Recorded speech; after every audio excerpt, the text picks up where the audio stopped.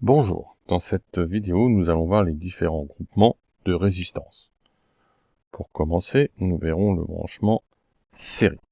Voilà des exemples de branchements série avec des résistances. Pour reconnaître un branchement série, nous allons prendre le cas de deux résistances. Si je prends les deux résistances R1 et R2, je vais flécher le courant qui circule dans mon circuit. J'ai un courant I que je flèche en bleu et qui traverse donc R1 et R2. Lorsque les résistances sont parcourues par le même courant, le courant bleu dans ce cas, on dit qu'elles sont en série. Nous allons illustrer cette lecture sur les différents schémas suivants. Donc si je prends le montage avec les trois résistances R1, R2 et R3, le courant qui est ici, qui partirait du point A, traverse R1, traverse R2, traverse R3. Donc R1, R2 et R3 sont bien en série. Dans le montage ici, de même, je flèche mon courant. Je m'aperçois que le courant qui traverse R1, R2, R3 et R4 est bien le même. Donc les résistances R1, R2, R3 et R4 sont bien en série. Dans un montage un petit peu plus complexe, nous allons nous poser les mêmes questions. Je prends ici le courant qui part du point A, que je vais appeler I. Je vais le flécher en bleu. Lorsqu'il arrive ici à ce point, nous avons ce qu'on appelle un nœud. Nous aurons un nœud ici et un autre nœud ici. Lorsque le courant arrive sur un nœud, il se divise.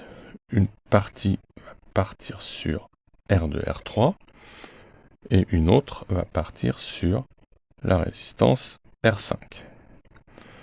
Une fois qu'ils se retrouveront au nœud du bas, donc ce nœud ici, le courant violet et le courant vert reformeront le courant bleu. Je vais pouvoir maintenant synthétiser le parcours des courants dans les différentes résistances. Je m'aperçois que le courant dans R1 et dans R4 est bien le même, c'est le courant bleu. Donc R1 et R4 seront en série. Il en est de même pour les résistances R2 et R3. On s'aperçoit qu'elles sont parcourues par le même courant, le courant violet. Donc R2 et R3 seront en série. Par contre, si je regarde la résistance R1 et la résistance R5 par exemple, je m'aperçois qu'elles n'ont pas le même courant. Dans le cas de cette illustration, R1 est en bleu, le courant dans R1 est en bleu, celui dans R5 est en vert. Donc les résistances ne sont pas en série. Il en serait de même pour R5 et R3, deux courants différents, donc elles ne peuvent pas être en série. Identique pour R3 et R4, et enfin également pour R5 et R4. Voyons maintenant les calculs que l'on peut faire lorsque l'on a un branchement série. Donc le calcul que nous allons voir, c'est comment calculer la résistance équivalente aux résistances qui sont branchées en série. Prenons l'exemple de deux résistances, R1 et R2. Pour calculer la résistance équivalente, il suffit d'additionner les résistances. Application numérique. Si nous avons une résistance R1 de 10 ohms et une résistance R2 de 15 ohms, pour calculer la résistance équivalente, je ferai donc la somme 10 plus 15, ce qui me fera 25 ohms. Donc avoir deux résistances en série R1 R2 de 10 ohms et 15 ohms est la même chose que d'avoir une seule résistance qui vaudrait 25 ohms. On peut voir la même chose avec trois résistances. La formule est toujours la même. On additionne les résistances. Donc si on prend une résistance R1 de 10 ohms, une résistance R2 de 15 ohms et une résistance R3 de 20 ohms, on va les additionner. 10 plus 15 plus 20 pour obtenir une résistance équivalente à ces trois résistances qui vaudrait 45 ohms. Il en serait de même en augmentant le nombre de résistances.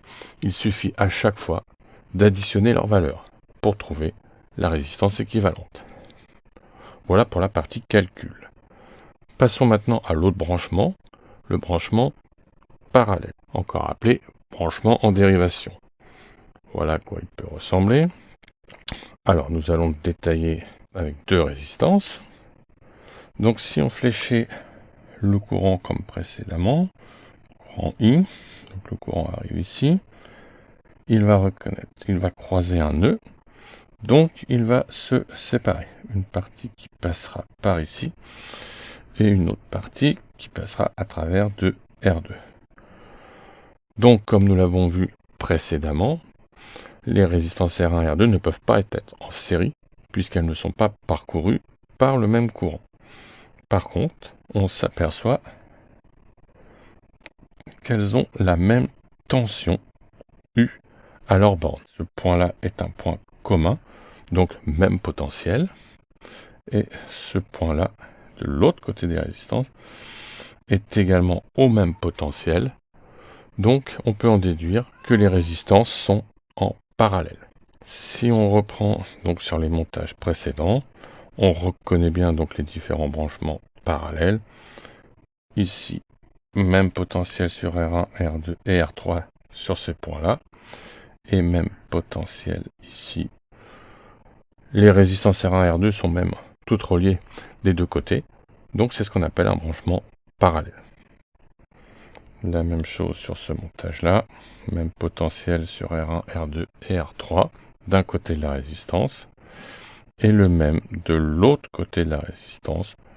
D'où le branchement parallèle. Maintenant, comment calculer la résistance équivalente dans le cas de branchement parallèle?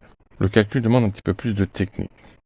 Il va falloir d'abord calculer l'inverse de la résistance équivalente pour ensuite faire l'inverse du résultat pour trouver la valeur de la résistance équivalente.